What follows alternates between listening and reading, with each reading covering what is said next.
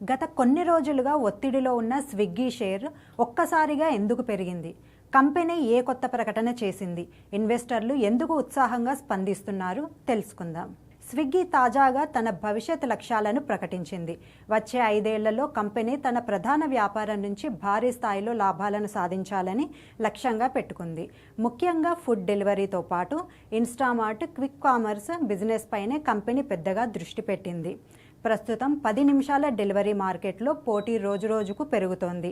Blinkit, Zepto వంటి కంపెనీలతో పోటీ పడుతున్న స్విగ్గీ మరిన్ని డార్క్ స్టోర్లు, వేగవంతమైన డెలివరీలు, ఎక్కువ ఆర్డర్లతో తన వ్యాపారాన్ని భారీగా విస్తరించాలని ప్లాన్ చేస్తోంది. ఇదే ప్రకటన ఇన్వెస్టర్లలో కొత్త ఆశలు కలిగించింది. భవిష్యత్తులో ఆదాయం, లాభాలు గణనీయంగా పెరిగే అవకాశం ఉందని మార్కెట్ భావించడంతో స్విగ్గీ షేర్లో కొనుగోళ్లు పెరిగాయి. అయితే ఒక విషయం మాత్రం గుర్తుంచుకోవాలి, ఇవన్నీ కంపెనీ ప్రకటించిన లక్ష్యాలు మాత్రమే.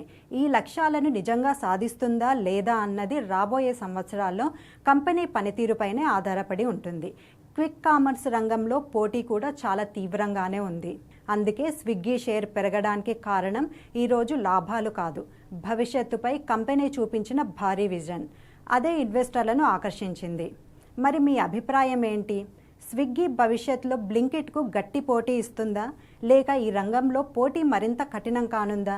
కామెంట్స్లో చెప్పండి. ఇలాంటి బిజినెస్ అప్డేట్స్ కోసం ఎన్టీవీ బిజినెస్ ఫాలో అవ్వండి.